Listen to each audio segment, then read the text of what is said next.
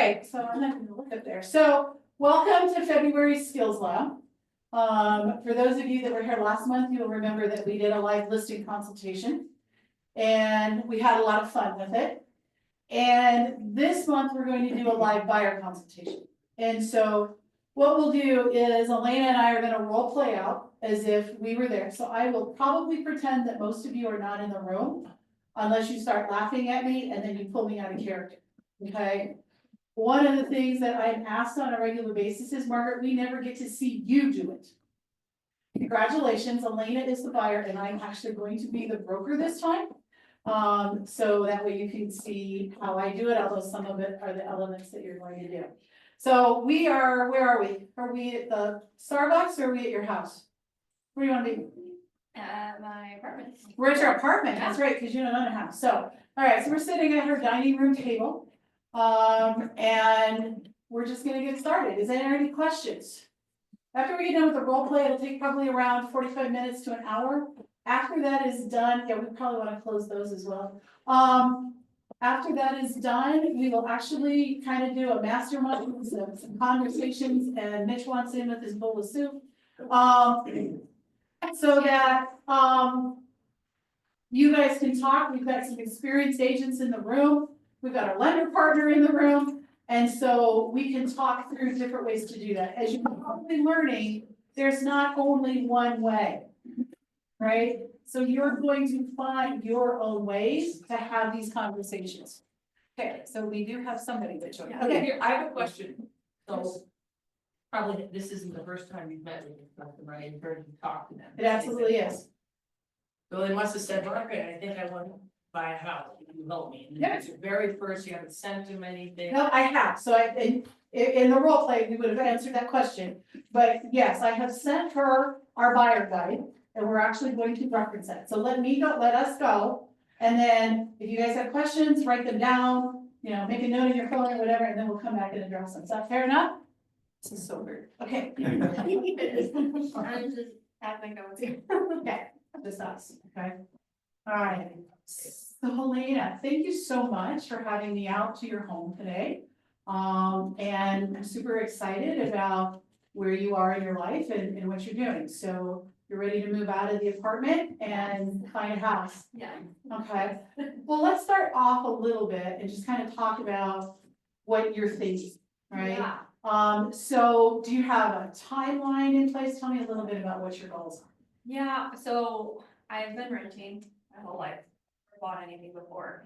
And I've got 2 kiddos and a dog, and this apartment is getting very full.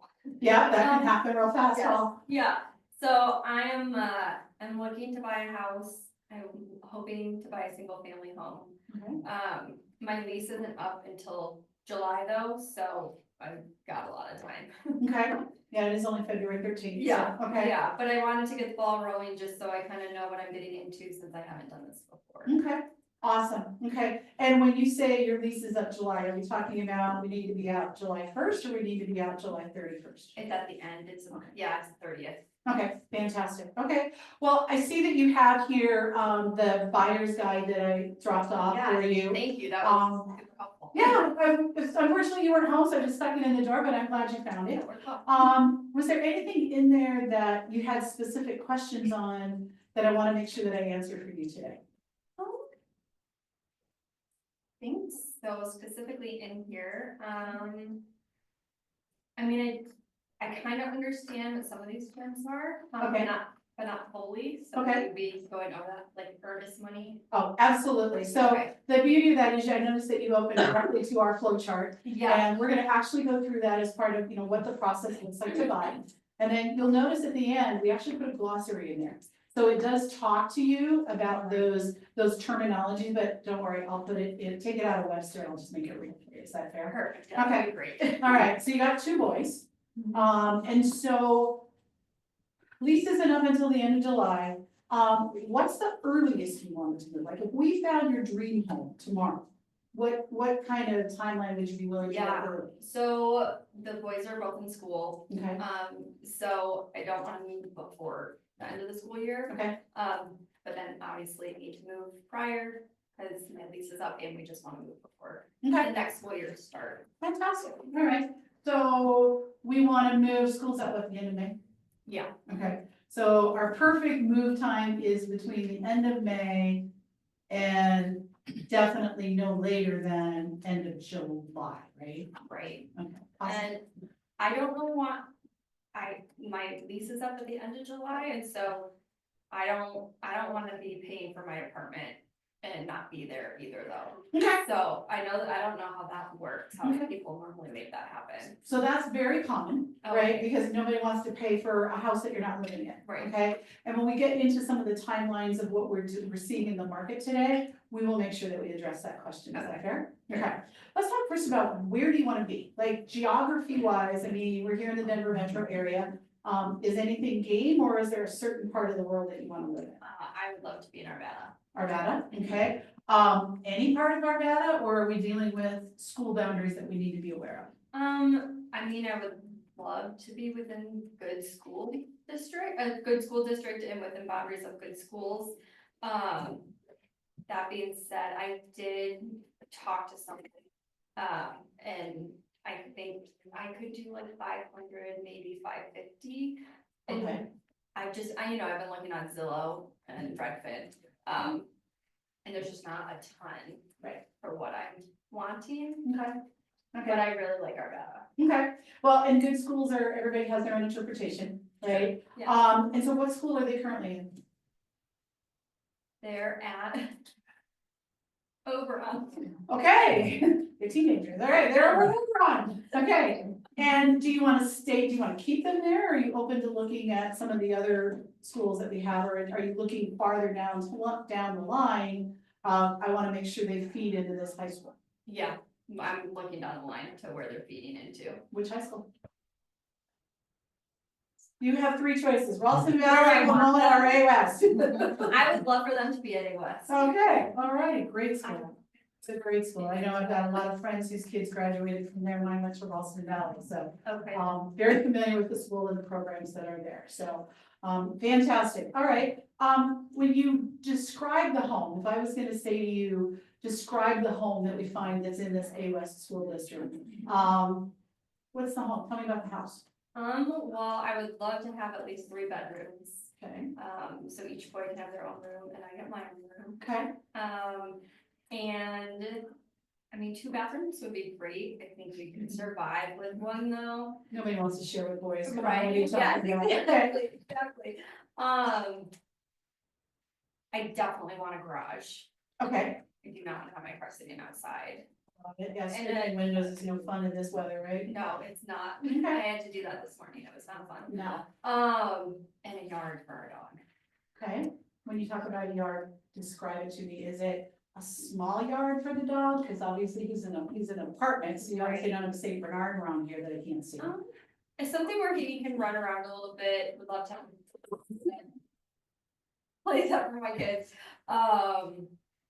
And I love mature trees. If we could get a tree or 2 in there would be fantastic.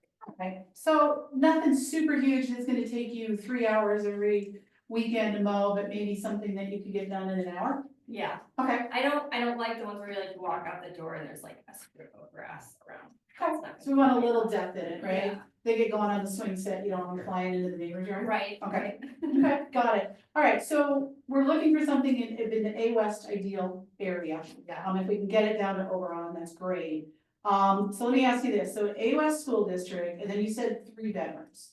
So if I was going to prioritize those 2 items between A West School and the 3 bedrooms, which one is more important?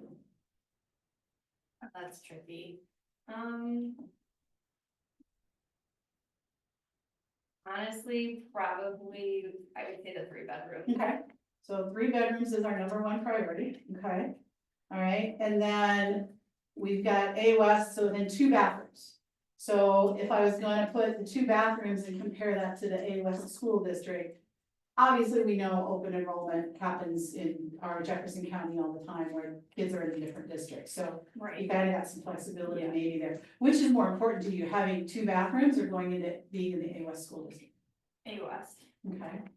All right, and so we've already said bedrooms are more important than A West, but bathrooms are not, okay? The garage, where does that fall in the category? Is that more important or less important than 2 bathrooms? I would say that's more important. Okay, and then, is it more important or less important than A West? Less important. Okay, so we want a 3-bedroom house in the in the US district with a garage and 2 bathrooms, okay?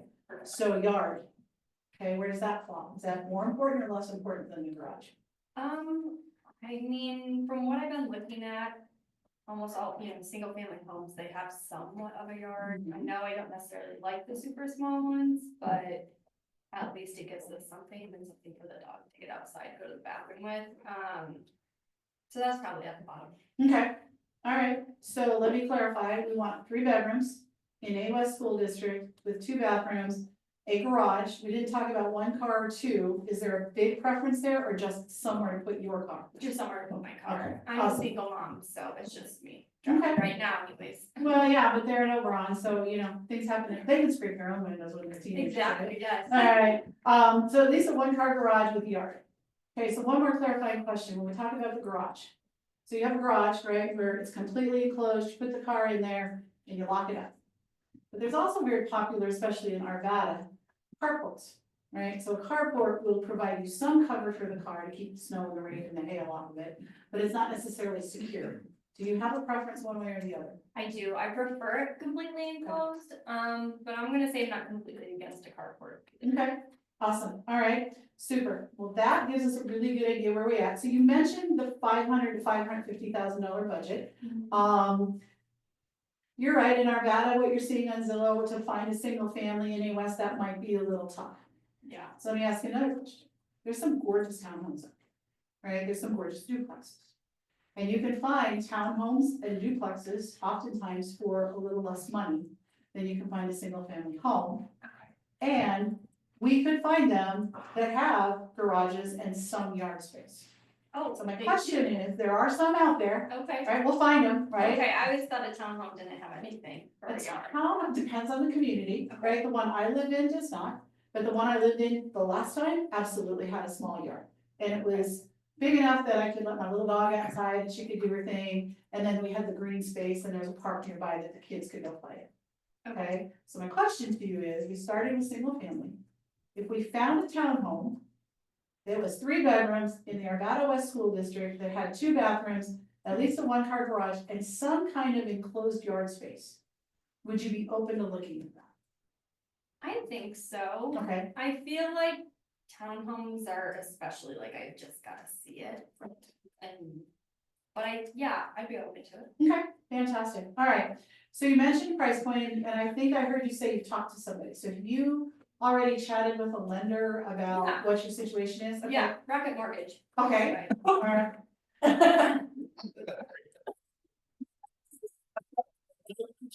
So that's the reaction I get. That heartfelt commercial. That might have been set up, man.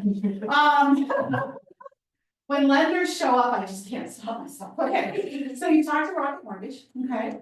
And did they give you actually a pre-approval, or did you just chat with them high level? Tell me a little bit more about what you've learned. from them. I chatted with them for a while and gave them a lot of my information. I don't think they ever sent me anything though. Okay, I'm trying to have you heard the remember. words pre-approved or pre-qualified, where they've said to you, Elena, you're pre-approved for X amount of dollars?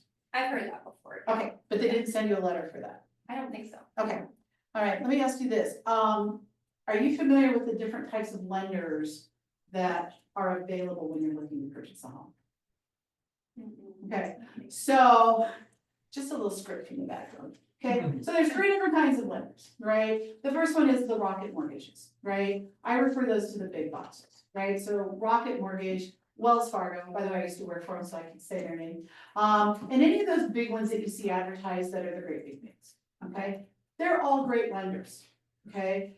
However, they're really great lenders when it comes to a lot of the refinance part of the world. Sometimes they're not necessarily the best at getting us to the closing table on time. And as we're going into this market, we're moving into the spring market when it's sometimes the most competitive. So we wanna make sure we're giving you the best opportunity to win. And if we go in with a lender who may not have that listing agent, may have had a bad experience with because of their reputation of not getting there on time, that could hurt our opportunity to get that property. Okay? The other kind of lender is what I call a mortgage broker. And a broker, they will talk to you and they'll say, yeah, we can get you pre-approved for X amount of money. However, they don't necessarily work for the person who's going to be giving you the money. Okay, so they will give you some basic information, we'll go find a property, and once they have a contract, they're gonna take you and the contract, and they're gonna go to this lender, and this lender, and this lender, and this lender, and they're gonna shop it to find you the best deal. And then once they shop it to the best deal, they're kind of like this, good luck. Okay, so some of them will stick with us, but sometimes they're moving on to the next deal, right? That's a broker. Then we have the mortgage loan officers. And the mortgage loan officers are the ones that help you with the pre-approval process. But they work for a company, oftentimes local, sometimes they have a national presence, but they also have a local presence, which means the processing team is local, the underwriting team is local, the people who work with the title company for the closing is local. And so this loan officer that we start with basically has an entire team and he knows exactly who to go talk to at any given time. What I also find with them is they're more nimble. In the big box world, and I know this from being at Wells Fargo, everybody has a job in a silo, okay? So this person can't start their job until this person's done. Well, if there's a delay upstream, what's that ultimately gonna do to you? It's gonna create a delay to get to the final closing line, right? When you work with a more nimble loan officer who knows who the processor is, who the underwriter is, who's the closing team. To use my words, he knows whose throat to choke. They're also more nimble and they're able to pick up the ball, even if this person's not completely done. Okay, so obviously there's different types of lenders. My preference is always personal preference, is I wanna work with that loan officer who's got the team local and they're all in this together. So my question is, I know Rocket Mortgage has told you you're pre-approved, would you be open to meeting with a preferred lender that I work with? Absolutely. Awesome, all right, so I'm gonna make sure I send you Mitch's phone number. And also I will give him a call and let him know that you're gonna be reaching out to him, Okay. okay? And then we'll just see who gives you the better deal, and that way you've got some choices. Okay, so if he's gonna, cause I think they already pulled my credit. Okay. Rocket Mortgage, so I can't afford for it to keep getting pulled. Okay, so he can absolutely have a conversation with you about that. And there's a lot of things he can do with what they call a soft pull. So it doesn't necessarily hit your credit report yet. And then if you decide that that's the direction you wanna go, he will help you and work through that. Okay, Fair enough? okay. Cost you nothing to go talk to him. Okay. It is hot in here. Everything, so. I know. Okay, awesome. Wish my daughter was here with her little fan. I would fire it up. Okay. Okay, so we talked about your house, we talked about the lending. Let's talk about the process. Let's talk about the timeline, right? Yeah. So what do you know about how long it takes to get into a house in today's market? I mean, I have some friends who bought a house a little while ago and I think, I don't know, it's like 45 days or something like that. Is that right? Kind of, okay. Let's kind of take a look at, I know that you had your little process flow there. Yeah. But I like to use this worksheet with this, right? And so, as you can see, the process is where you, first of all, you pick your agent, right? So we're gonna sign an agreement where you're gonna hire me. You're literally gonna hire me to go to work for you. We're gonna finalize that pre-approval with whichever lender you decide to go with. Then we'll start looking to have some fun. We're gonna start looking at some houses. Okay, that's my favorite part too. Then we'll make an offer. Okay, and then we're gonna negotiate. And then we're gonna go under contract. Okay, this is a big day, that's why it's a big box right there, okay? Once we go under contract is when the wheels really start turning, and probably the first 10 days, you're gonna feel like you're drinking from the fire hose, because there's a lot happening, okay? But we have a whole support team around to help you. Okay, so we're gonna do home inspections. The appraisal is gonna take place, you're gonna be working with your lender for the documentation that they need. We're gonna deal with any other contingencies, right? If we end up going down the townhome road, we might need to be looking at HOA docs. Okay, and we're looking at all of those things. Then we're gonna get you a final walkthrough. We're gonna get right in here, right before that final walkthrough, we're gonna get this thing called clear to close. And that's when your lender says, you're approved. Go close, go move in. We'll do the final walkthrough, we'll go to closing, and then at some point in time, you'll get the keys. So let's kind of talk through what that looks like, right? Yeah. So signing an agreement, we're gonna do that today, okay? So today is February 13th, okay? So it normally takes, by the time you get the pre-approval, we start looking at houses, it can take on average anywhere from, I mean, sometimes I take you out one time and we find a house, and that's okay. Sometimes it takes a little bit longer, right? Yeah, I think I So- might have to look more, have more than one. Maybe, I'm pretty good at finding these 3 bedrooms in A West, so you just Okay. never know, right? But let's assume it takes us a couple weeks. So let's say it takes us a month to get you to, I wanna make an offer on this house, this is the one I wanna do, let's go. And we might, it's getting competitive out there, I'm gonna be honest, we could end up in a situation, we find when we make an offer and we're not the winning offer. But let's assume we have you under contract in a month, so that puts us at, let's just make it 315, because it's easy for my brain. Okay? Okay. Now, 315 to go through all of this process, all of this stuff, all the way up to that clear to close and closing. Can take anywhere from as fast as 3 weeks to sometimes 5 weeks, Okay. okay? So if we assume about 4 weeks, because that's right smack in the middle, okay? We're looking at closing on April 15th. Okay? Now, I know we said we didn't want to move until the end of May. And we don't want to, and we have to be moved by July. So this timeline absolutely gets you moved by July, Yeah. okay? However, you're going, wait a minute, I can't move in on April 15th, I've got this other time. One of the things we're seeing right now in our environment is sellers need to sell the home they're in, especially when I'm thinking of the sellers who are in this price point and are moving up to their next big house. Sometimes they need to sell this house before they can even go shopping for their new one. Okay. Okay, so oftentimes we'll have to negotiate what's called a post-closing occupancy agreement. So while you might own the house, they will stay living in it up until 60 days after closing. Now, we do have the opportunity to charge them rent, Okay. and we have the opportunity to charge them a security deposit. Right, because I don't want you owning a house that you're not living in for 60 days and paying your rent, like that would be silly. Right, Okay. okay, yeah. So if I we had to give 60 days, that gives you the keys to move in and do whatever you want around June 15th, Okay. right smack in the middle of our desired timeline. Okay. The beauty of this is that, let's say this house that we buy, maybe you wanna paint it. Maybe you wanna swap out the carpets, maybe you want the carpets clean, maybe who knows what you may or may not wanna do.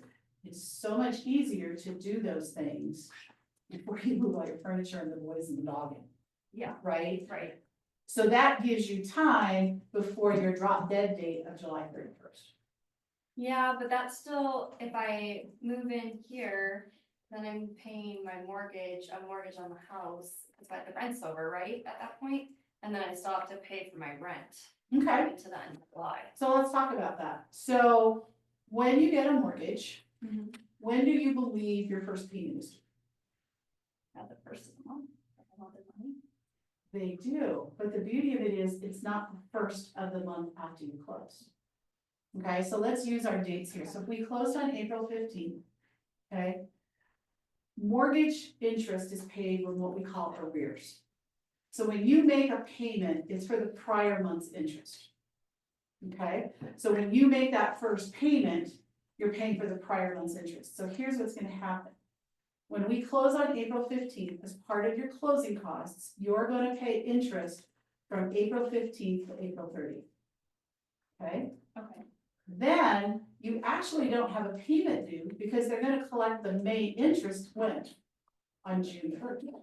So if you closed on April 15th, your first payment's not going to be due until June 1st. Now, remember, if we have to do this post-closing occupancy agreement, we can absolutely ask the seller who's staying in your home as your tenant, for lack of a better term, Okay. to pay you rent. And what I like to do is if they're staying, they pay the lesser of your rent or your mortgage payment. So you're still only paying one payment. So how much is your rent payment? Oh, it's like 2,200 right now. Okay, 2,200, that's about right. And so let's say your mortgage with everything all included, and I'm making up numbers, so don't freak out, is about $3,000. Okay? So we would ask the seller, who's living in your home now, to pay you 2,200 a month for rent. So now you're still only paying the 3,000 because they're giving you the money to offset your rent. Okay, Okay? okay, so you're saying. Then if we did the 60 days of the renting, the seller rents, Mhm, they would be paid for 2 months mhm, of my rent. mhm. And They then would the be paying payment for- wouldn't be due Until until June 1st. June 1st. So they would pay you, they would give you if we use this number, they would give you at closing a check for $4,400 for Okay. 2 months. And if we did the 60 days, then, Yeah, you take possession on June 15th, you've collected so then 4,400. do I start my mortgage payment on, not July 1st, right? It would be, Your mortgage payment will still start June 1st, oh, that's right. but Okay. your money that you're collecting from your renter is going to pay 2 months of your mortgage, of your rental payment. Okay, okay, so it kind of covers it. It does, Okay. right? And depending on what we negotiate, right, it could be there, right? Now, the other thing, have you looked at your lease to find out what your out clause is? I haven't. Okay, so I would encourage you to do that, Okay. right? I rented for many years myself. And one of the things that you will find in several different leases is that if you don't fulfill the term of your lease, what happens? So, like my daughter's lease, she pays 1 month rent, she can get out early. Okay, Oh, or a lot of people believe that you have to pay off, if, let's say we closed on April 15th and you got possession April 15th. Your brain says, I gotta pay my May, my June, and my July rent, and I'm gonna have to pay a June and July mortgage payment. Doesn't feel good, does it? No. Oftentimes, these will say in the rentals that, well, if you leave early and we rent it out, we can only collect while it was vacant. Okay, So you could give them notice on April 1st, and if they haven't rented by May 1st, you don't pay anything extra. okay, So you I didn't want- realize that. yeah, I so you thought I was want- gonna have to pay every month until the end of July. Nope, so spend some time with that lease and talk to your landlord if you don't understand the terms, just say, hey, I'm thinking of buying a house.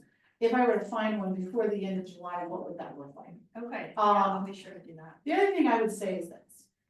If we found you the perfect house and you had to pay a month of double, is it worth $2,200 to you to find that new house? I mean, if I loved it, yeah. Right, so I would just budget in my head closing costs that I might have to pay a month or two of double. Okay, And that way you've got the money set aside, so it doesn't have that stress. okay, And then, if you don't have to use it all, you can go buy new furniture.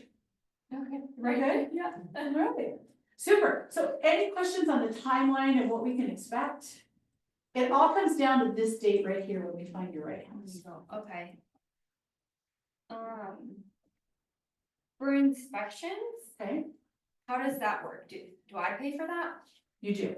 So Okay. the home How inspection much is that? it depends on the size of the home that you buy.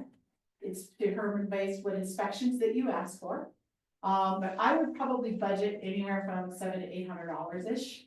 Okay, you can put it on a credit card. Okay, we wanna not get crazy with credit, as you saw in the book about Margaret's top 10 things That's not to right, do. Yeah. Right, but you know, certain credit charges is not gonna impact your ability to get qualified. So putting that Okay. inspection on your credit card should not be an issue if that's what you need to do, but it's probably under $700 to $800. Typically on a home inspection there's 3 common ones here in Colorado that we see, but you can inspect for anything you want. Right, so normally we have a home inspector come in and do what we call a visual inspection.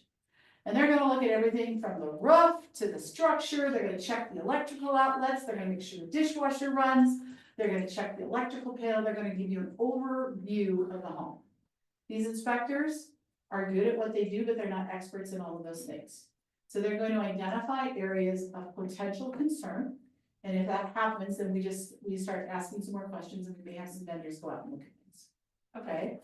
But their job is not just to tell, it's not a pass fail. A lot of people think, oh, my house failed inspection. No, it doesn't fail. It just says that there's things here that you need to think about and are you comfortable with? What I love about the inspection, especially with this being your first home, is he's gonna teach us how to take care of your home. He's gonna show you where your main water shut off is. He's gonna show you how to change the furnace filters. He's gonna talk to you about, here's the different things that you need to be watching and how to plan. He's gonna teach you, this is the maintenance that you should do. Like, I never knew, you can clean your sewer line every 5 to 7 years. I didn't know that. That's good to know. Yeah, exactly. So that's what the inspector's gonna do. He's gonna teach you things that we may not know, right? The other common inspection, and I highly recommend it because we can't see it, is we wanna do what's called a sewer scope. And that's where they take a camera and they run it down through the sewer line all the way up to the main line. And they look at it and they verify it's functioning correctly, it's not cracks, it's not broken. There's no bellies in it that are holding water. They're gonna check to make sure that that's there. Obviously, neither one of us can see that, right? Right, Okay. right. I don't even go on the ladder to look at the roof, so, and I wouldn't recommend you. Yeah, I've heard Um, getting the sewer like fixed is very expensive. It can be, it absolutely can be, it's a scary thing. And let's be honest, who wants a sewer backup, right? Yeah. Nobody thank wants a you. problem with that, right? The other piece is, that's a very popular one that I recommend, is a radon test. Are you familiar with radon? Okay, so radon is a gas, it's in Mother Nature everywhere. But however, it has been linked to lung cancer. And so it is a low-lying gas that we find, and so, there's a test that you can do to determine what the levels are in your home. If they are over the EPA standards, which is 4 dot, and then they have some measurement, it's a bunch of letters, I don't remember, PCL or something like that. But anyway, if it's above 4, what typically does is you put in a radon mitigation system. That would be something we would negotiate with the seller to either do 2 things, either fix it before you move in, or give you the money to fix it, Okay, okay? With inspection, we're gonna be focused on health and safety, those things that, ooh, yeah, if there's radon in there and it's reading a level of 32, with even the boys, we probably want somebody to deal with, yeah, right? If we find out that the furnace isn't functioning correctly, we probably want that taken care definitely, especially on a day like today. of. Exactly, I know, last night mine started acting weird, and I was like, don't you go out. Uh-oh. Right, and then the other thing is though, like, they'll also call out things like caulking of a bathroom. Right, you need to keep your caulk up, right? And, if you let it go too long, could it cause a problem? Yes. We're probably not gonna ask a seller to caulk the bathroom. Okay, we're gonna focus on the big ticket items, the things that are major, the other things, I gotta handle it too. If there's little things like the caulking of the bathtub, we can get them out and help you with that after closing. We wanna focus on the big rocks. My dad can handle that. Thank goodness for daddy, right? Yeah. I love it, okay. So absolutely, now will dad be coming to the inspection with you? Can he? That would be awesome. He can, as long as he behaves himself. Okay. Right, I don't want him panicking you, I guess is what I'm saying. Okay, So every Okay. once in a while, when a parent comes in, I'm like, you can go away now. sure. Right, but it's I'll think about that. absolutely it's great to have that emotional support, and I do Yeah. encourage it, I'm joking, but, we don't want you to freak out. Because Sure. there is no perfect house. Okay, I have friends that spent over $4 million on a brand new custom build, and they moved in and they had a problem 3 weeks after they moved in. So things happen, right? There's never a perfect home that's never gonna have a break, yeah, okay?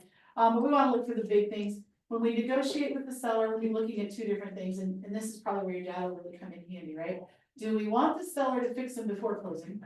Mhm. Or do we want them to give you money so that you can fix it after? okay, And everyone has their own beliefs on that. If you have the network of the vendors and a dad who's super handy, I always prefer to pick my vendors because they're gonna pick the cheapest way to go. And you Okay. want it done Yeah. right, right? Yeah. So that's the good. inspection, yeah. The appraisal, your lender will order, Okay, okay? am So I paying for that you too? will be paying for that, and those are under, 650. they're about $650. If there's a rush on it, it might be. So if you're budgeting, like I would just budget $2,000 for expenses in this realm of area. Okay, And then if we don't spend it all, we get to go buy more furniture. okay. Okay. Okay. All right, questions on this process? No, no, so, Okay. All right, yeah, no, I think that all makes sense. okay. What's your number one concern about buying a house? Interest rates are really high right now. Okay, so how high are interest rates right now? I think I heard last year like 7.5 or something. Good news is they're not that high. Oh, they're not? No, Okay. not now, Okay. not today anyway. Right, I was actually in a meeting earlier today, I heard they're between 6.5 and 7. Okay, Okay. now, is that That's higher than they were 4 years ago, 5 years ago? Absolutely. Yeah, my Right. friend's got like, I don't know, like 2.8 or something. Yeah, I hope we never see that again. Oh, I would love that. Well, yes, but, so I don't like to use the word but let me say that. So do you remember hearing what was happening in the market when interest rates are in those low threes and below? Do you remember hearing anything about what was happening with houses? Yeah, well, everyone was buying because it was so cheap. Yes, the money was cheap. As a Yeah. matter of fact, a friend of mine used to say they were stupid cheap. Okay, but here's what buyers were doing. In order to get in homes, did you hear about that? No. Okay, that's fair. So you probably heard houses were flying off the shelves. There were multiple offers everywhere. People were losing, right? They were bidding on 3, 4, 10, 15 houses, Yeah. right? So I'm starting to sound familiar a little bit. Yeah. Well, you know how you had to win those houses in those multiple offers? You were waiving inspections. They were waiving appraisals. They were paying 10, 20, 30, up to $100,000 over the market value of the home. Wow. Just to get in, to get that stupid cheap interest rate. The reality is this, is that if you're paying, let's just say you pay 10% over your budget, so you paid $50,000 over market value, Mhm. okay? How long do you think you would have to wait to make up that $50,000 in the value of your home? I have no idea. A long time, right? If you assume an annual percentage of 5% a year, you're talking, that's 5%, that's only what, 25,000 a year? Or not even that, it's more, less than that, right? It's gonna take a long time to even break even on a house if you wanted to sell it. Yet the difference in your payment from that under 3% to what you're paying today, now you're paying market value. So if you go sell your house at the current market rates, you're not underwater, Okay. I see what you're saying. Yeah. right? If house prices would have kept appreciating at 20% year over year, that would have been no big deal. Several people took that bet and now we're losing. Right. Okay, here's the other thing about interest rates. Right now, they've been holding steady for a while, 6.5 to 7%. They fluctuate, it's just like the stock market. They go up, they go down, they go up, they go down, but they've been staying right in that realm. Sometimes they tick up a little higher, they might tick a little bit lower, but it's in that range. So what I love is the fact that interest rates today are stable. Okay, here's the other good news, just to give you clarity. When I bought my first house, it was 14%. Oh, wow. Okay, But your house is probably like, what, $50,000 or something? yeah, and I got paid $22,000 a year. So it's all relative, right? It's all relative. So here's the beauty of the current market we're in, right? We are seeing more inventory. We are seeing a situation where you have more homes to choose from than you did back when this was going on, with this 50,000. Yeah. Okay, I didn't think about so you have more choices. And so sellers are willing to help contribute, to help you get into a home at a payment that you're comfortable with. So what we're seeing right now is just slightly over 50% of the homes that are selling today have what we call a seller concession in them. And the seller concession is where the seller is offsetting some of your closing costs, right? So like your loan origination fee, your loan processing fee, your appraisal fee, they're offsetting some of those, but the other way you can use that money is to buy your rate down. Okay, and Okay. so Mitch can absolutely help you look at the different scenarios and the different levels you can pull, because he'll spend a lot of time asking about what's your payment that you're comfortable with, how much cash do you have, all of those types of things. And he's gonna be able to give us an idea that if the seller paid X amount of dollars, say $10,000. Okay, so if we got $10,000 in concessions, you might be able to buy that 6.75% rate down to 6. Or maybe lower, I don't know, I have to let him run the numbers, that's his job. So the sellers are paying for me to get a lower rate? Uh-huh. Oh, wow, okay. I like that. Oh, yeah, me too, right? So are you starting to see how this can become really together, probably even faster than you even thought it was going to? Yeah. Okay, awesome. Anything else around the money that we need to cover? Actually, we do. You asked me about earnest money.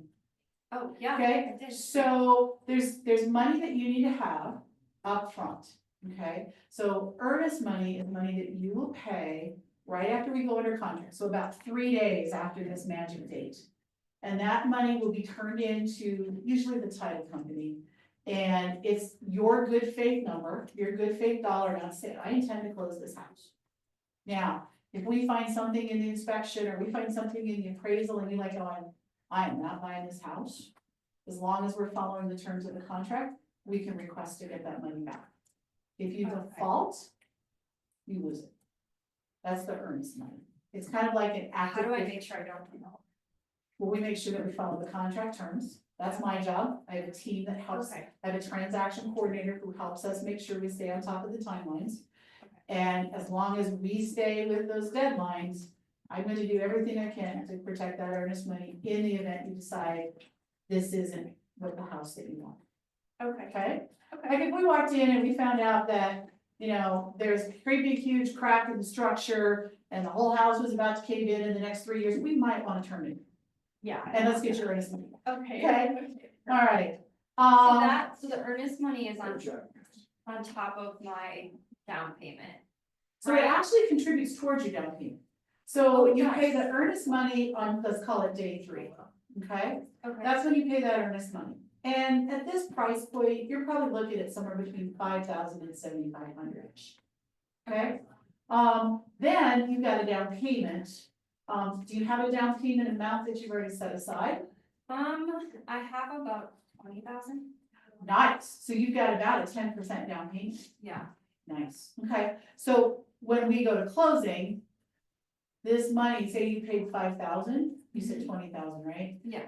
You'd only have to bring 15,000 more of your down payment. Plus your closing Okay. costs. Okay, so it's not like an additional 5,000. Absolutely not. Oh, okay, It's nice. part of this. Perfect. Okay? Okay. So really, I have inspection to pay for, appraisal, Mhm. and my down payment closing costs. That's all I have to pay for, right? Probably. But Okay. let's talk about that. So that leads me to the next part. So let me verify. So we're good on Arvada, 3 bedrooms, A West, 2 bathrooms, a garage and a yard. Mhm. We'd like a single family, but we consider a townhome if it had these elements, Yes. okay? Remember with a townhome, you may have an HOA. So we may, we want I to don't want budget to for pay that. that much. Yeah, HOAs, depending on what they get, right? We just wanna look at what they cover, Sure. and we'll go from there. Okay. We're probably looking somewhere in the 500 to 550 range. We're gonna reach out to Mitch and verify that and get a better understanding of not only what you can qualify for, but where you would fall in the rates today, Okay. okay? Okay. All right, so let me ask you another question. What do you know about how realtors get paid today? Seller place. Okay? Do you know how much? No. Okay, that's good. So are you familiar with, or did you hear on the news last summer about this settlement and this big thing on the news about buyer's agents weren't gonna make any money anymore? Or did you hear anything like that? Oh, I don't watch the news that often, but I do. Good for I you. do think, yeah, I can, it's just, but I do remember hearing that there was something going on, that was pretty big, right? Yeah, it was very big. I think Okay. a lot of people in our industry was really nervous about it. So let's talk about how the way things used to be. Because I think that's kind of what you're referencing probably from when your folks bought a house or something like that. And then let's talk about what it looks like in our world today, Okay. okay? So historically, how it had been done for years and years and years, the seller with their listing agent would come up with a compensation rate, okay? And of that compensation rate, a portion of it would be split to the listing agent, part of it would be split to the buyer's agent. And most buyers agents out there in other parts of the country just took whatever that rate was. And they would be able to advertise that in the MLS. So a common number that you hear is 6%, and they would split 3 and 3, or some element of that, okay? And so as a buyer, you never saw that you were paying for that house on paying that fee in your settlement statement. But the reality is, where do you think it was built in? I guess it would have had been in the price of the house. Exactly, right? So sellers care about one number. How much money am I taking away? Okay. Okay, so if I'm gonna get this, I need this much money, I need X, and it's gonna cost, I gotta pay off my mortgage, and I'm gonna have this much money in expenses, this is what I need for my house. And if this fit with the comparables and what was happening in the market, that buyer's agent commission was absolutely built into the price of the house. Does that make sense? Yeah, Okay, so the settlement that you heard about on the news kind of changed, at least as a country, how this is calculated and how the numbers are come up with. And in Colorado, I think we were ahead of the game in the fact that we have always told our buyers that if I'm representing you as a buyer's agent, that while the seller might pay me, you might be obligated to pay me. Okay? okay, But we're absolutely gonna make that part of this overall negotiation of what you pay for the home and what the terms are and all of that. So my professional fee is. Everybody hears from our, I just gotta check my audience. Okay, my professional fee is 2.8%. Okay, so you're gonna see that a competitive buyer's agent fee is anywhere in our current market, somewhere between 2.5% to 3%. My daddy always used to say, buy in the middle and you're good. Right? He never bought the cheapest tractor. He never bought the most expensive tractor. He always bought the middle of the road tractor. Right? So I won't just stay in the middle. Right? Now, who pays that? Technically, you would be obligated to. Okay, so we're gonna want to budget for that. And the nice part is you have a good down payment so that if you had to, right, if the purchase price made sense and everything else made sense, you could adjust that down payment and you would have the funds to do that. However, here's what we're seeing. Still in today's market, over 90% of the contracts being written, over 90%, probably closer to 95, but we'll stay at 90, the seller's paying the buyer's agent. Let's do it. So my job is to get you in this house with the least amount of cost to you upfront. And part of that is negotiating that the seller, as part of their concessions, also includes paying my professional fee. okay, Make sense? yeah. I guess I'm a little confused, I'm in sales myself, and like, it's my responsibility to figure out like. With the other party, like what I'm gonna get paid, so isn't that between like you and the listing agent? It's not, because I don't work for the listing agent. I work for you. So Okay, you get to decide how much I'm worth. okay, So when you look at all of the different values that we bring into the program, right? And my strong abilities to negotiate, right? You get to decide, and that's why they made the change, because a lot of buyers are saying, wait a minute, I never got a voice on what my agent got paid. Right? And some of them got an agent that probably should have got paid 0. Right? yeah, And other ones probably should have been paid 10% because they were so good, right? okay, So you as the buyer get to decide how much your agent who's working for you gets paid. So let's take a step back and let's talk about how agents today, for real estate professionals, let's use that word, real estate professionals can work with the consumer in a transaction. Okay, so the first one is you've got 3 levels of relationship. The first one is the agency relationship. And in that case, it's the highest level of representation that you have. Okay, and as an agent relationship, as a real estate professional, I can only work with one party of the transaction at that level. So you might have a seller's agent or you have a buyer's agent. In this case, I would be a buyer's agent. okay, When I have agency relationship with you, it means that I am working for you, I am advocating for you, I am your fiduciary, I am the person who is doing battle, for lack of a better term, for you. I don't really care about selling. I mean, I do, but you know what I mean, right? Yeah. think of it like, well, last weekend was the Super Bowl, right? We had 2 coaches on the sidelines. Those 2 coaches, each one wanted their side to win. They only cared about, if I was the Eagles coach, I wanted the Eagles, if it was, what was the other team? Oh, those Chiefs, right? And they scouted, and their job as the coach was to help the team understand what plays to pull, to talk about different things. When I'm an agent, I get to talk through with you the risks, the rewards, all the different things that you're making the decision making tree. Okay, that's the highest level. The next level is transaction broker. Transaction broker level of relationship, I can represent one or both sides of the transaction with that. As a transaction broker, I'm not loyal to any party, I am loyal to the transaction. Which means that I don't get to talk to you about risks and rewards. I'm not necessarily fighting for you, I'm more making sure, here's what you need to do, and I'm working with the seller. But we're just making sure that we go through the motions and everybody plays fair and all the rules are followed and we get to the closing table. Kind of like those guys in the black stripes that used to fight for the Chiefs and then they played neutral on Sunday, right? So, in a transaction broker, you're neutral, right? So you don't favor one side or the other. And then the last one is a customer. And in this situation, the only way we would have a customer in our agreement is when you agree to hire me, is that if we go buy a for selling room. I have no relationship with that guy at all. He's out there on his own, he doesn't have his own agent, they're unrepresented. We probably won't come across that, Okay, okay?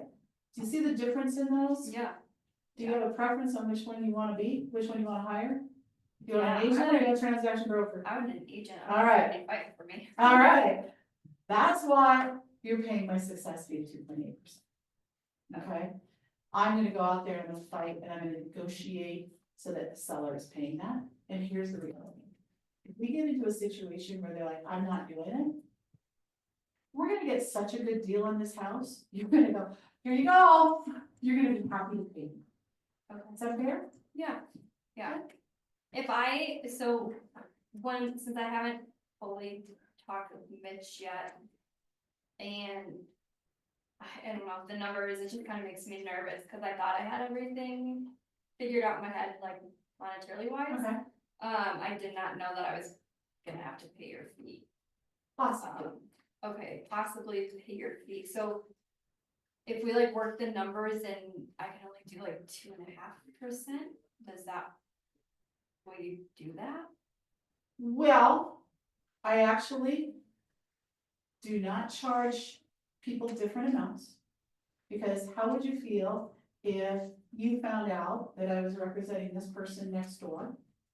And I gave them the deal that I didn't give you. Oh, yeah, that one not, Right. sit well, So I charge everybody the same, okay, okay? If we got into a situation where the seller's like, I'm not good, make the buyer good. And you're saying, Margaret, I really can only do 2.5. We can write in the contract that they pay the 0.3, right? okay, And the reality is, if you do the math, and I didn't bring my calculator, but if I take 500,000 and I take it times 0.3%, what are we talking? $150? What is it, Stacy? This is where I would get my calculator out and do the math. Hang on, calculator. It's $1,500. It's $1,500. Yeah, that would have been ridiculous, but anyway, so it's a small amount, right? And again, we're gonna look at the overall picture on every situation, okay. okay? So do you know the amounts, like what they're offering up front? Could I only look at a house that's offering 2.5 or? Yeah, we could absolutely do that, right? We could, and when we create your online search, right, and you see a property. And if you wanna take this, the approach that says, look, I don't wanna see a house, like I'm willing to make up part of Margaret's fee, but I can't do the whole thing, cause I really want the down payment. Then we can absolutely, I can call in advance and verify what the seller may or may not be offering. And I can let you know, and then you can decide if we go see that house or not. Okay, that would be great. And even if we don't do that, you will always know what it is before we write the offer. Oh, I will, Mhm. okay. Cause it's part of the contract. Right. And so if I put a fee in there that you're having to pay it all, you don't have to sign that contract to make that offer, Okay, okay? okay, You are always in control. okay. Okay. Okay, Any other questions? I think so, I think I'll feel better after I talk to Mitch. Yep, okay, so I just have one last question then. Are you ready to put me to work? Yeah. All Let's right, do this. all right, let's do this. So, I'll text you Mitch's phone number. I'll do that right after we head out. And then I'm gonna go home and I'm gonna put together the paperwork where you officially hire me as your agent. And let's set up a Zoom call. What's a good time? Can we do that tomorrow? What's a good time tomorrow? Yeah, tomorrow, I have availability around like 11 Okay. a.m. So 11 a.m., so I will send you a Zoom link and we'll jump on Zoom and we'll review all the documents together. I don't like to just send them to you and say, sign this, right? That just doesn't feel good. And so what's your email address? Okay, you're gonna give it to me, okay? And then your phone number is, and you're gonna give it to me. Okay. That's right on time. Yay. That was an hour. Good job. There you go. I really wanted her to be the buyer's agent and she wouldn't do it. Yeah. Great to see. You are an amazing buyer's agent, so you would have been good. So, is Lee the only one on Zoom? He is. Becca was, but she dropped off, so. There he is. Hey, Lee. Okay, so what kind of questions? I want to understand more if they're asking how much are closing costs, what kind of money should I have aside from down payment? Reserved to pay for inspections or whatever else. Okay, so we addressed the inspections. You said Right. 700 to 800. Yeah, 7, it depends on the house, right? And what inspections they do, right? If she were suddenly going, well, I wanna have a mold test done, I want an air quality test, like those numbers are just gonna keep riding up, right? But I usually say it's gonna be around $750 to $800. Is that about right with what you guys paid out on your house? Okay, but that was a town hall, and did you do radon? He did not do So you add another 150 for radon, and you're right at that 700-ish rate. So inspection's gonna be somewhere I budget 750-ish. Appraisal, I was surprised Mitch said it was only 650 because I've been hearing 800 out in the market. And so you notice I told her about $2,000. Your other costs that you're going to incur are going to be more associated with the loan. And so she needs to get that information from the lender. Really, the only other closing cost she's gonna have is gonna be usually, depending on the contract, half of the closing fee to the title company, and the total's less than $400, so it's kind of crickets, right? So I just say most of your other fees are gonna come from the lender, and that's where Mitch can go into that in a higher level of detail. Also, the fact she had a 10%, would you have 10% down, 20% down? Yeah. She had a hefty down payment. And then earnest money. Which Right, which is earnest money that goes towards the down payment, yeah. I have a question about, first time home buyer programs. You don't go into that, you don't mention that, you let the lender. I really do let the lender, now had she gone down that rodeo with me, and we did not wanna put that in here. But absolutely, if she would have said to me, I've never bought a house, and honestly, I'm gonna answer it differently, there's not necessarily first time home buyer programs. There are down payment assistance Well, down programs. payment assistance program, chapel programs. Exactly. There are programs out there for first time home Yep. buyers. And if she would have started asking me those questions, I would have absolutely said, there's absolutely down payment assistance programs out there. So when we went into the money, she told me she had money down. I didn't need to worry about it. If she would have said, I don't have a lot of money, I don't have a lot of money up front, I would have probably gone down that. And I also know my lender partner, who I referred her to, would bridge that gap. Okay. Okay, what else? Of course you brought those up to me with your background. I mean, if you can use somebody else's money, why use your money? Yep, and those but they do come with a higher They interest, come, right? So They come with a higher interest rate. it's ultimately you're paying for it in the interest rate, but yeah, Right. absolutely. What other questions do you guys have? I have a question, like, let's say you were like, I wanna I've been pre-approved, and they kind of are dragging their feet, how long are you typically, is there a shelf life on that pre-approval? Like, is a way to kind of encourage someone? So the lender will put a timeline on how long the pre-approval is good for, Okay, right? And then they gotta get pre-approved. So I'd assume it's a good selling point, maybe to say like, that's great, you know, let's keep you locked in on that rate and let's get. Yeah, they don't normally lock rates till they're under contract. Oh. Mitch left too early. I know. Okay. I did have fun. We set that rocket mortgage thing up. I don't know if you guys realize that. Like, when I knew he was gonna be in the room, I told her. And he was like, He called me. I was like, dude, we did that on purpose, but wait how I'm gonna sell you. Decent. What other questions do you guys have? Do you send the CTME docs ahead of your Zoom call so that they have a chance to Nope. do it first? Or you- Nope. I literally did 2 of these last night. I get on Zoom, I share my screen, and I start with, even though it's no longer required documents. Now, in this case, you'll notice I went through the definitions of working relationships live with her. Did you guys all catch that? Yes. Okay, so I'm still having my buyers and sellers sign those. They're not required, but that way I know they're verifying by signing it that that I explained it to them and they understand it, right? So I'm still doing that. So I go over that on the Zoom, then I go right into the exclusive, whether it's to buy or sell, and I go through line by line, because here's what'll happen. They will say, well, Margaret, you agreed to do 2.5% for me. I'm like, oh, yeah. By the way, I never do, but if I did, then I can go in and make those changes live. I also don't want them getting freaked out by the size of those documents. Right, there's a lot of legalese in those, I wanna review it with them and go over it with them, so that they understand and can ask me questions. And then I go through, in this case, the buyer advisory. Now, the buyer advisory, I don't go deep on it. I just say, this is a document that explains everything to you that can happen during a transaction.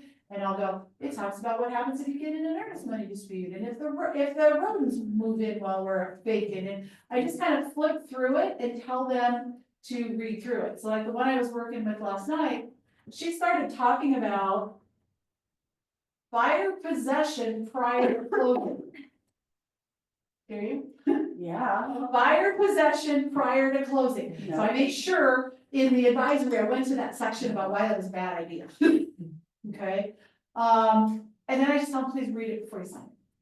And I would encourage all of you guys to read the buyer and seller advisories that Damien has written for our office, because as brokers, you are gonna learn so much just from reading those. Is that a required document? For our office, it is. Yes. It is not a commission required document, but it is a required document at KWAVE. Also, Margaret, with some of the expenses like the inspection, appraisal, et cetera, can some of those be paid at closing? So the appraisal depends on the lender. Some lenders will let you do that, others will not. The inspector is not going to give you the inspection report, because what happens if you terminate the contract as a result of what's in the inspections? They're gonna want their money before they give you the report. Some of them won't even go to the property until you pay them. So the appraisal may be negotiable. Yeah. Where do you get that buyer advisory? It's in CTM, it's under the Damien Cox forms. Okay.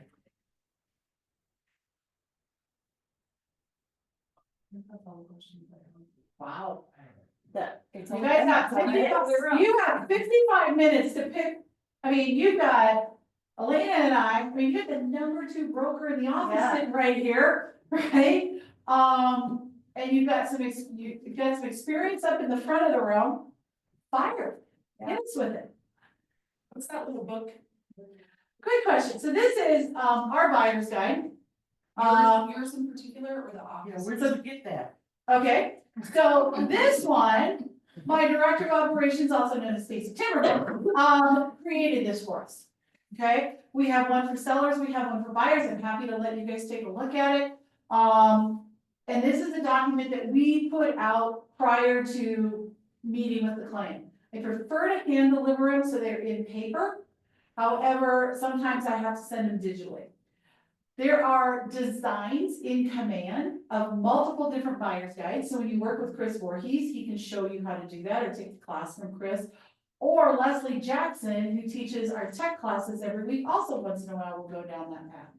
So you got buyer guides and seller guides there. Elizabeth has sent out before templates that are designed in Canva that you can use. You can go to Etsy and you can buy stuff that people have done and then edit it yourself. I would say as a new agent, start with command. Right, it's plug and play, throw your picture on it, throw your name, your contact information in, pull the pages you want. There are pages in there I would never use. And there's a lot of And it's pages, way you don't too many want, pages. you don't want 40 pages for a buyer guide. Oh, no. Right, so pick the pages you want that pre-sell you and explain things fairly simply and, you know. I have a question. I'm curious from both of you, like, what are some of the most common or biggest challenge questions you get from, like, the hesitations you would get from a buyer that you have to kind of overcome? Didn't we just do them? Yeah.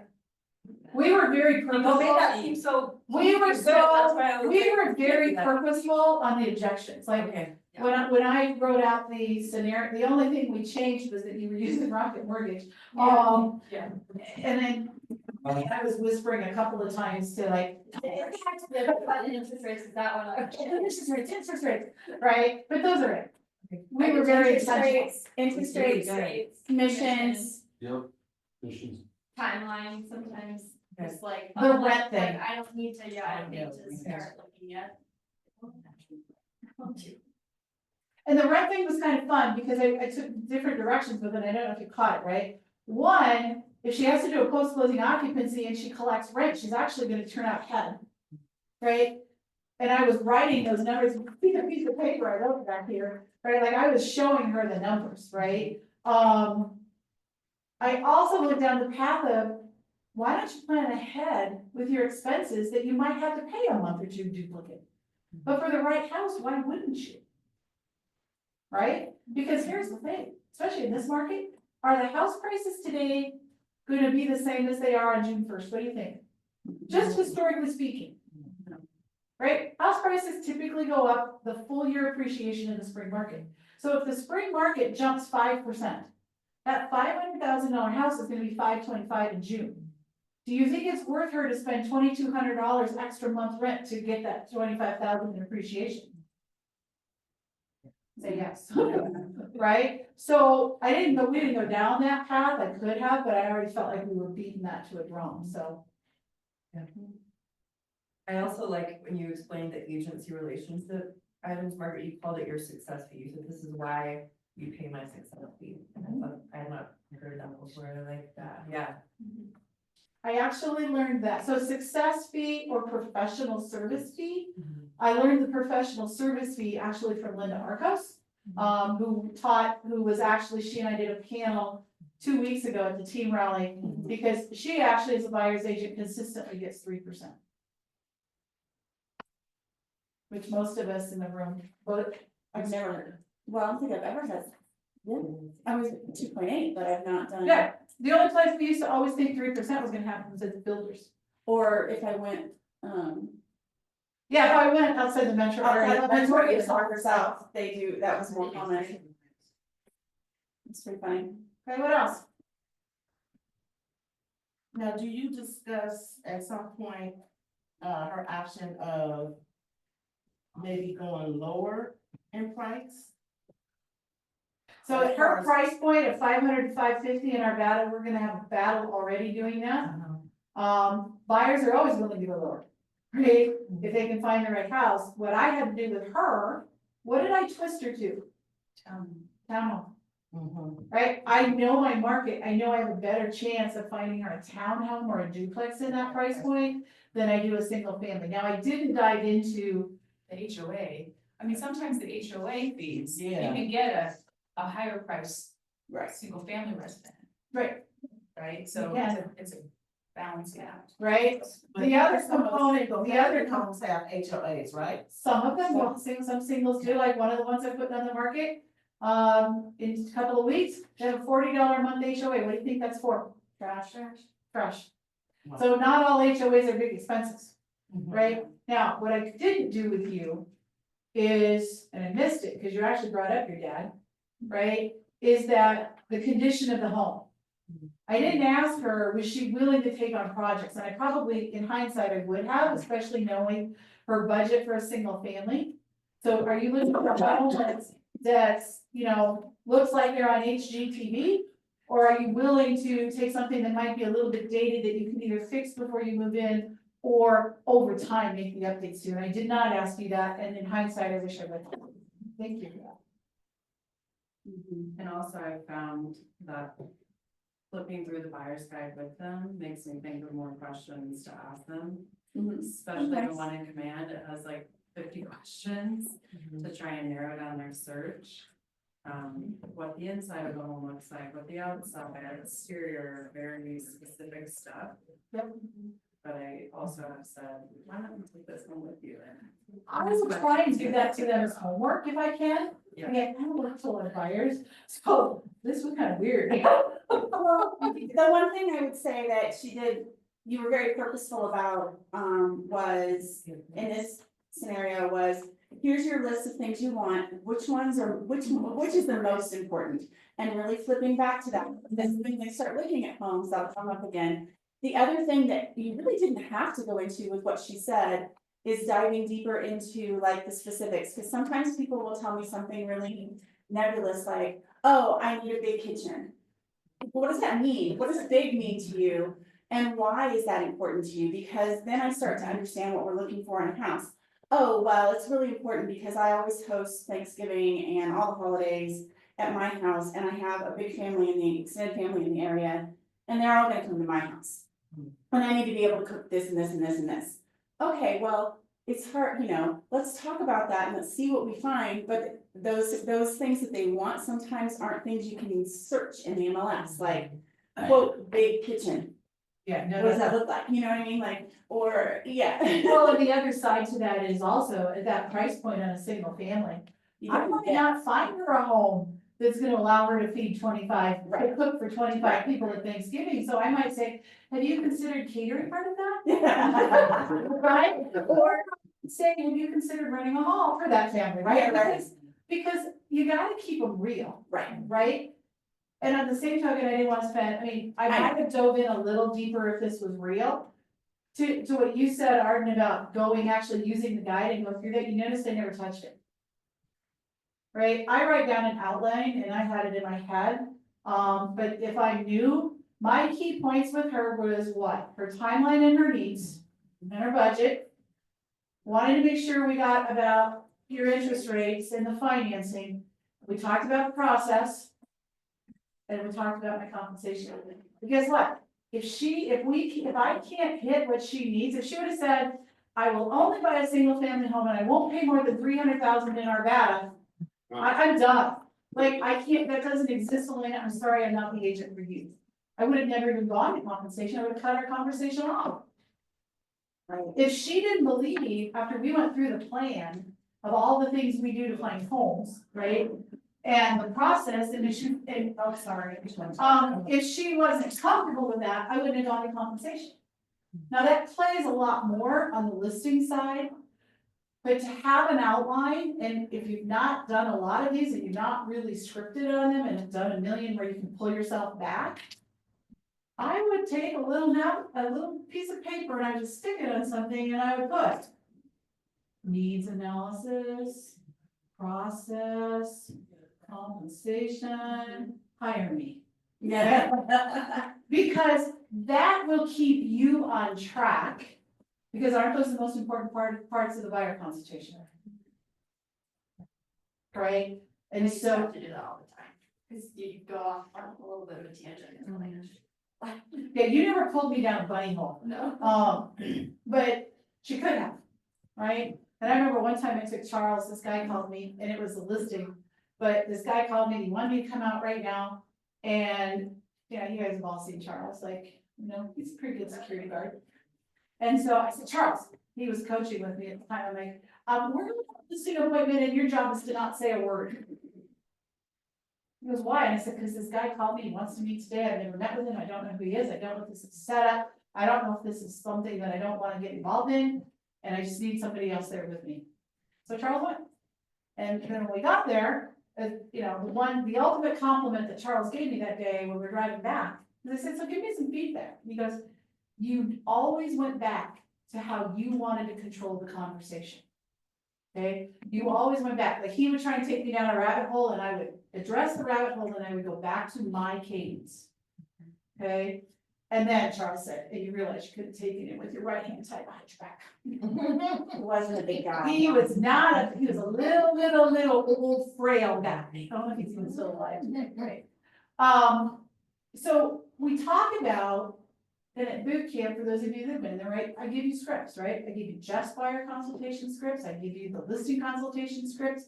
If you're taking advantage of Ignite at Night, you're getting the Ignite scripts for buyer consultations and seller consultations. There is a reason why I tell you to practice. You wanna practice with her?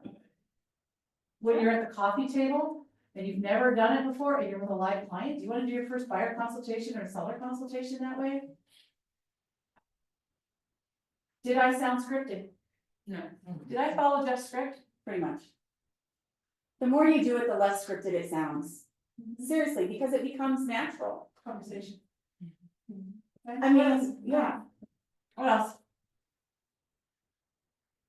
Fine, you got 40 minutes. That's it from me. Don't give me 40 minutes back to actually do some work. I could say, no. I thought you were very thorough. I like how you dug into what was more, you said more important or less important, because those were things I had never thought. I would probably go to a buyer and be like, oh, they want all these things, and so, yeah, like you prioritizing it. And getting a real feel for that, I thought was really good. I want the top 5 when I'm done with that section. I don't think you could have come up with 2 more. No, so she wasn't right, but some of them will, Some right? people come up with all kinds of things that they want in a home, as we know with your, that new guy. He wants like spiritual, like, so he wants a very, yeah, I don't know how we're gonna, yeah. He wants a spiritual. I'm like, how do I find that? I'm like, that's called steering. I don't know. If there is a specific community you would like, I'd be happy to search within that community. But I think that, okay, so in all sincerity, right? So I had a client, I'm not proud of, no, they never became a client because they never went to the closing table, but they signed an agency agreement. So I guess they were a client. I had a buyer, Dan and Susan, they were a referral from a really good client of mine.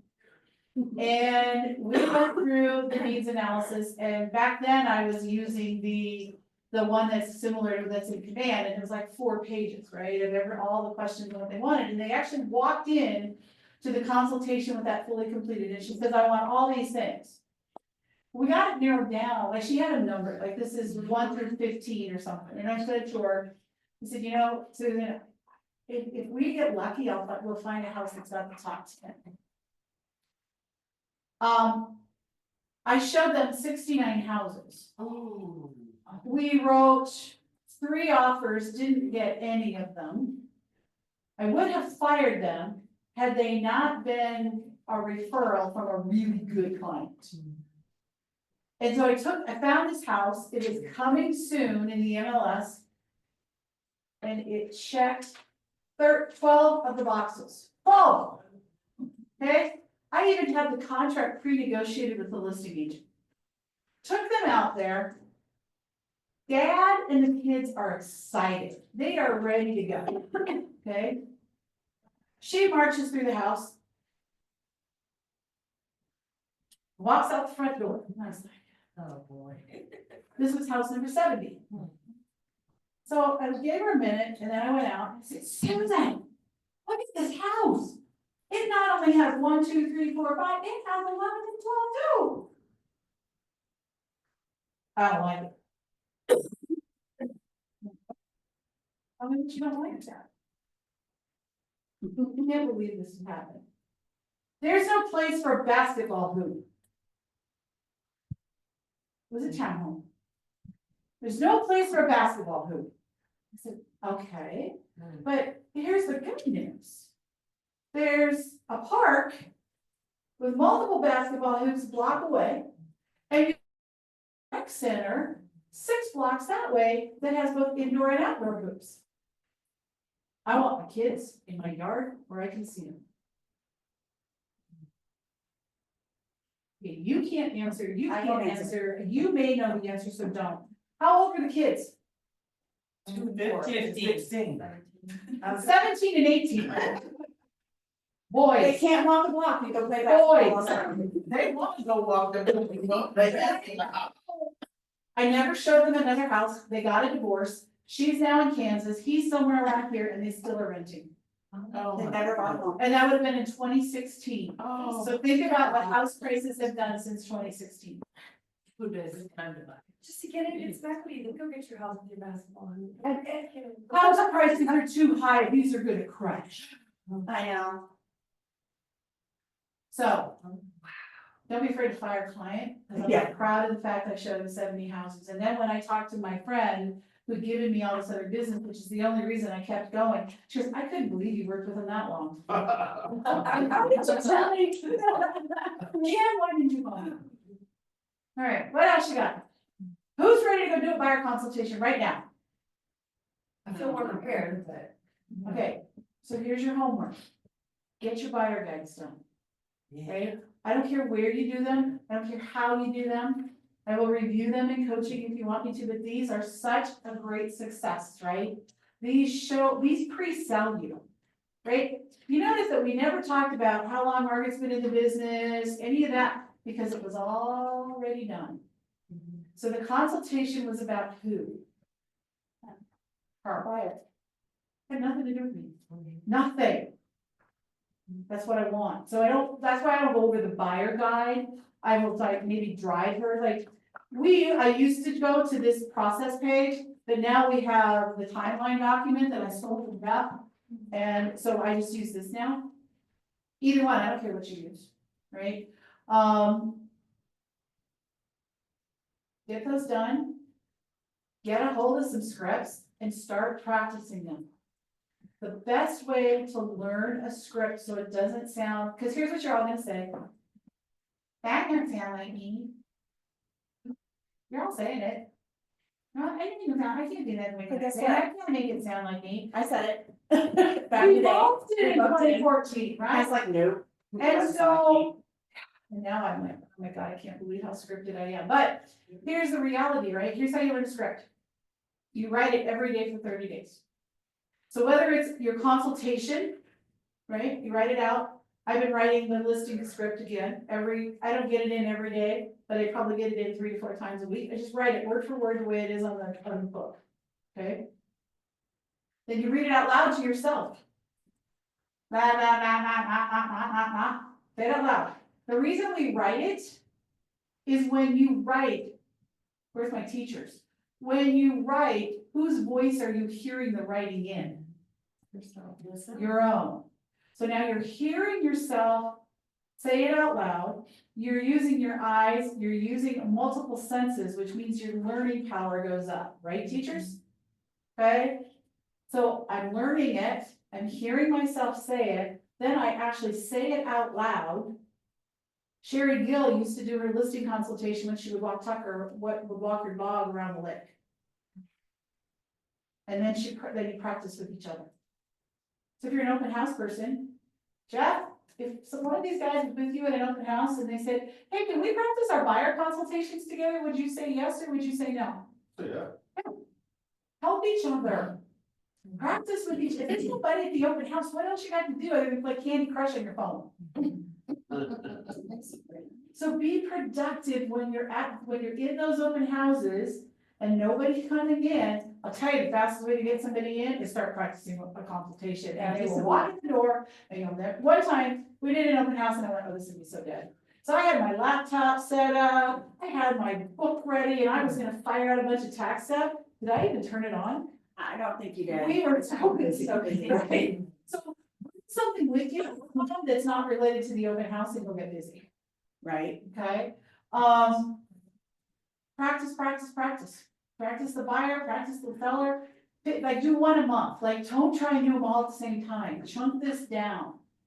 Right, then you're gonna find in a lot of the documents, and we're building out a library of Margaret's favorite scripts and objection handlers. right? And they come from a multitude of sources, because some of them I like here, some of them I like there, some of them apply today, some of them don't. So maybe you wanna work on buyer objections, right? How do I handle the compensation discussion? Practice that for a month. How do I handle the interest rate? Practice that for a month. Some of them are only 1 or 2 sentences, you don't need to practice them a whole month, but the more you practice, the easier this is gonna be out there. The sooner you all have the confidence, here's what I believe our number one fear is, even though y'all won't tell me. I believe your number one fear is that someone's gonna say yes to you and you don't think you're ready. Right? Oh my We God, just talked about that this morning. Well, yes, like, About you know, seller you're types. talking about practice your seller, and I'm like, I need to put together in my head what I'm gonna do. I can sit down right now, I have a lot of information, but I don't have my own walkthrough, so that's what I'm working on right now, so that I can then go, all right, this is what that flow you is. don't gonna even look like. have to do the outline. I- Just go learn Jeff's, no, you do, just go learn Jeff's scripts. Jeff's scripts on his listing presentation or his buyer has an outline. If you Where is learn, See Don's website. I will get it to you. I'm like, I know, you're like, give it to me, give it to me, give it to me. So boot camp, we hand it out, it'll be on our scripts library, will you make a note to send her Jeff's listing and buyer consults? Yeah. So Jeff Glover is one of a coach that I, meet Jeff Gorman, no. He is a real estate coach who I have the pleasure of coaching with. He is KW, he follows a lot of the same principles of the Keller Williams. So whether you use Ignite scripts, whether you use Bold scripts, whether you use Glover U scripts, they're all gonna have the same flavor, right? So pick one you like and learn it. And you don't necessarily have to you don't need to write out your own cadence. Why not use the cadence of people that have been doing it for years and are doing it at a high success level, right? Now, when you're thinking about what do I offer? Okay, if I flip this and I talk about a seller, what is my value proposition to a seller? Now that makes sense to start laying out how am I going to be different? I was having a conversation this morning with an agent about staging. Not all agents stage. We talk about it all the time because we know it makes a difference. But there are other agents out there who don't do it. One of the listings I signed last night was an expired listing. The agent that they had before only charged 2% on the seller side. And then they had the house staged, and if it didn't sell, they handed my now client a bill for $2,500. Said you need to pay for the staging. Okay, now, that's in my service fee. I'm paying that, but I don't charge 2%. I'm not a discount broker. I'm a full service broker. So you need to decide what your value propositions are and what you're willing to do for your clients, right? But the scripts are going to be pretty much the same. Okay. What else? I had a question, Margaret. Hi, Jeff. When you're calling the listing agent and you're trying to get the commission percentage of what the seller's gonna pay, how's the best way to go with that, and how far do you go as far as like just to get all the information out of it? Gregory? Margaret.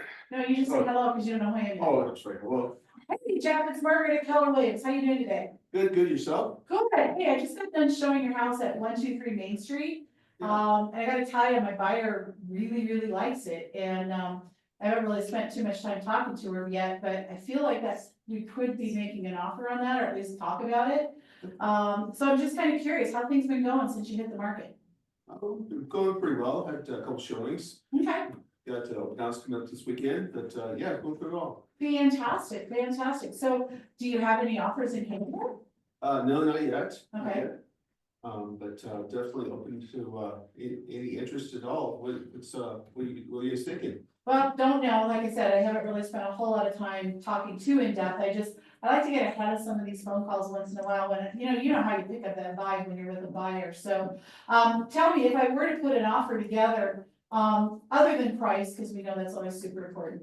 What else is your seller looking for in a potential offer?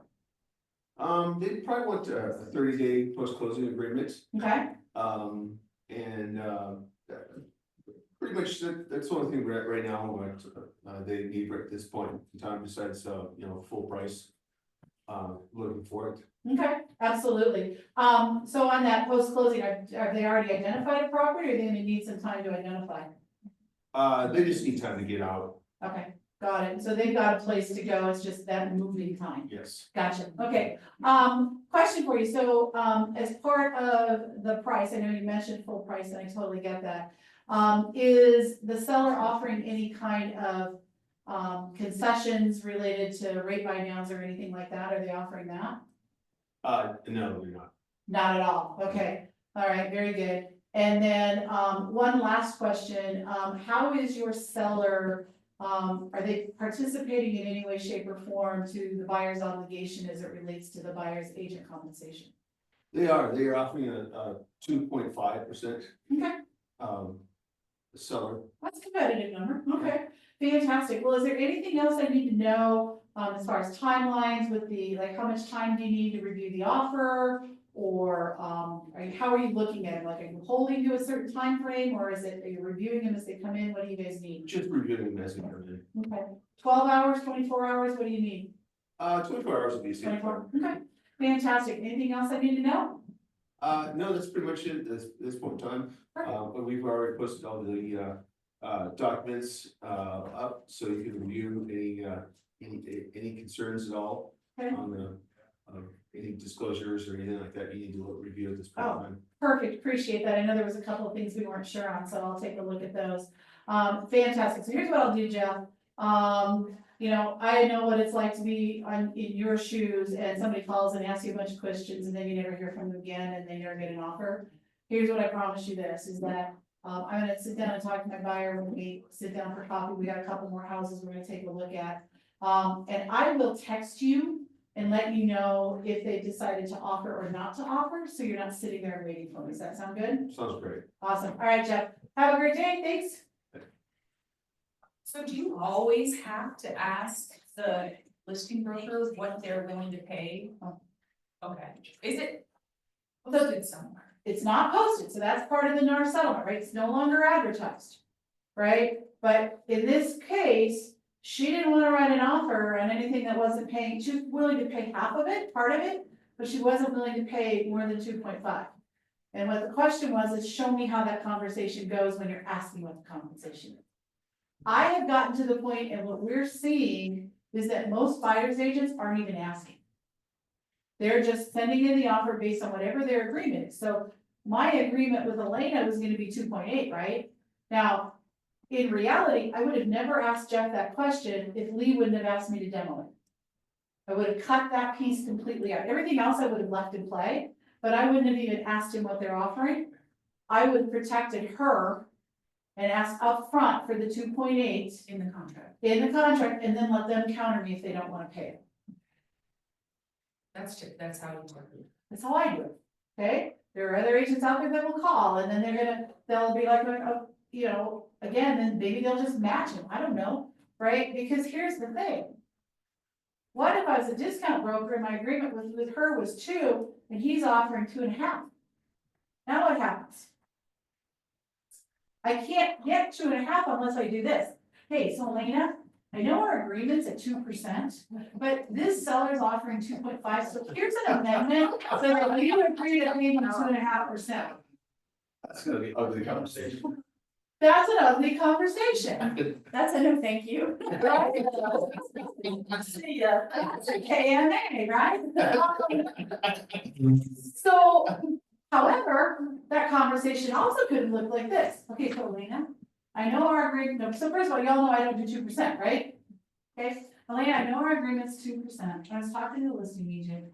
I found out that they're offering 2.5%. But here's what I wanna do. In the offer, let's offer that they pay me the 2% that you're obligated to pay me. And then that other 0.5%, we're gonna ask for that in additional concessions up here. So you can use that for your rate buy down or some of your closing costs. How does that sound? Awesome. See what I did different? The extra money I gave to her. I am never going back to buyers and they're gonna willing to pay me more. So will you sign here? I would rather do this. So Elena, I talked to the listing agent, blah, blah, blah, blah. I found out that the seller's only willing to pay 2.5%. And I know this is your dream house, and I know that we have an agreement at 2.8. I'll tell you what. I'll do it for 2.5 on this house for your houses.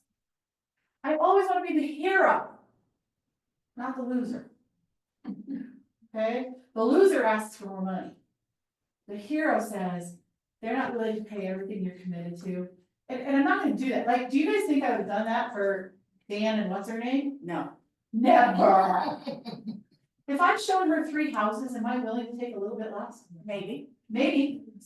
If she's a pain in the butt, probably not, but if it Yeah. was Elena, I probably would, right? So the advantage of being competitive and holding your ground then allows you to be the good guy with your client. Does that make sense? I'm hoping so. So in the market right now, are sellers paying the commission or the Over buyers? 90% of them. At least paying something, right? Over 90% of the contracts that we see, this is the advantage of my role, right? I look at probably 200 contracts a year. I see everything that the market center's got going on, and I got my finger on the pulse of a whole lot of other things. Whether it's national, whether it's local, whether it's in this office, it's definitely over 90%, probably closer to 95. But I'm always gonna give a conservative number in case somebody wants to go do the research and proves it's really only 92.3, and I said it was 95. That still surprises me. I mean, hasn't it, maybe just because myself, we've had 5 houses that we always just assume that it's the seller that paid the costs, all the costs, you know? I That's mean, how it was, well, right? right, so- That's before the NAR settlement.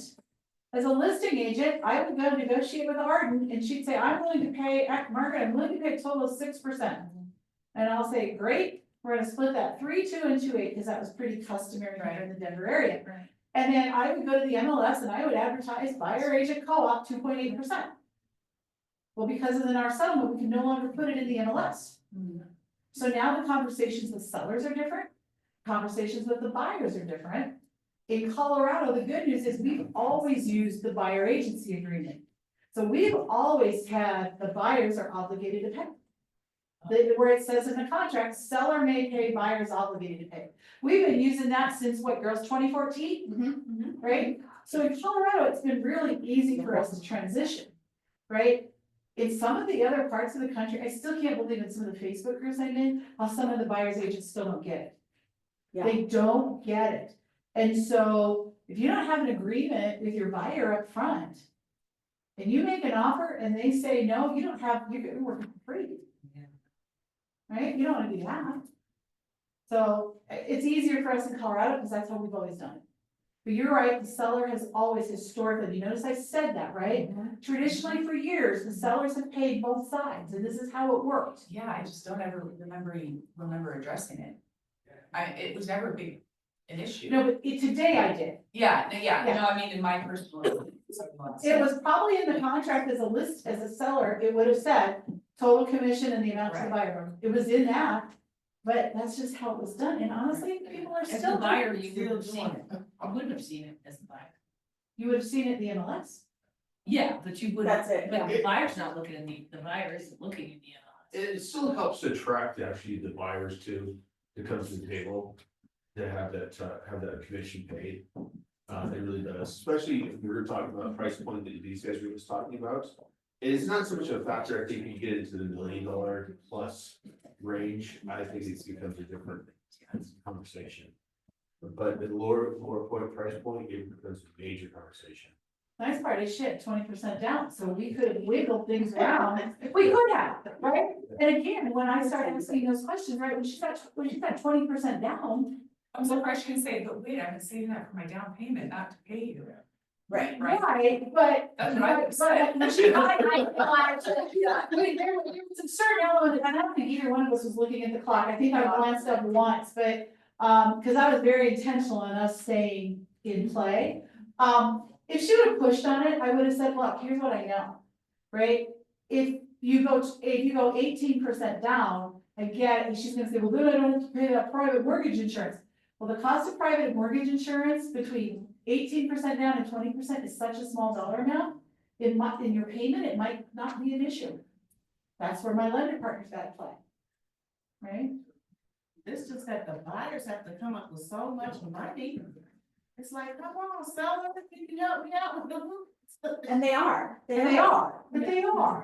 But the reality is I have to set the expectation with her. And by the way, that conversation about seller might pay, you're gonna be obligated to pay, I've been having that conversation since 2014. Right? And so it all comes down to how you have the conversation as to how that plays out. But like I said, this is not something new. And then and now, I've always said, and I'm gonna negotiate for you, and you're obligated to pay me this, I'm gonna ask them, you know, right? Like I can ask the seller to pay, even if he only told me 2% is what they're offering. Well, it doesn't mean I can't try for more. And in this market, we can, right? Like, again, Chris, he was like, lose a full list price, okay, whatever. Let's try. I'm not gonna argue with him in that conversation, right? He was kind of being a jerk to me. Yeah. But at that point, I'm his best friend. Right? And once we go under contract, then I'll take him out with the juggler move, but that wasn't that a jerk. But actually, that was kind of real. I've heard that. Yeah, we're firm. We're firm on price. Of course you Yeah, are. just like, Are you offering are this? they offering, yeah, we're offering this, we're gonna. Yeah, right? Like, I have Typically, they discussed get that no to offers, people on this last listing, just because we had so many offers that it's like, I want you to understand, if you wanna play, like, you're gonna have to come in strong, like, All the way around. you know, yeah. So depending on the situation, I think. Right. But yeah, if you have only like 2 showings. Yeah. And that's. Right there. Man, I wanted to say, yes, you've been on the market, you've been on the market for 180 days, whatever, John. Right?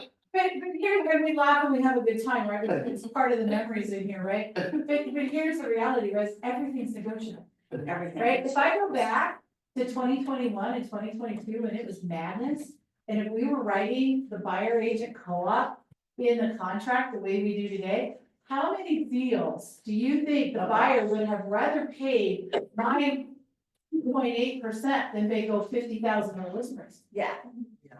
Right? So it's honestly, I think it's a good thing because it gives us more leverage to play with It does. when we're working with our buyers and putting together an offer that ultimately works. Because at the end of the day, the seller only cares about one thing, what is it? The net. What are they The gonna net. walk away with? They don't care what the purchase price is, right? I wrote many offers in 2021 where my buyer was paying all of the title fees. I even wrote one, it was in November, I don't know if you remember it. I wrote one in November that we did 0 property tax proration. So my buyer took on, we closed in November, they took on the 11 months of the 2020, whatever year it was, property taxes that were due in February the next year. But guess what? The seller was like, that gives me more money in my pocket at closing. I'm good with that. And it was, I mean, for your buyer, it was a couple, 2,000-3,000. It was cheaper It than was going cheaper and than- keeping going. Yeah. But it, yeah. So this is why contract knowledge and script practice is so important, because there's so many different levers that you can pull in different scenarios. Yep. Okay? All right, I'm done. We're done. Bye, Lee.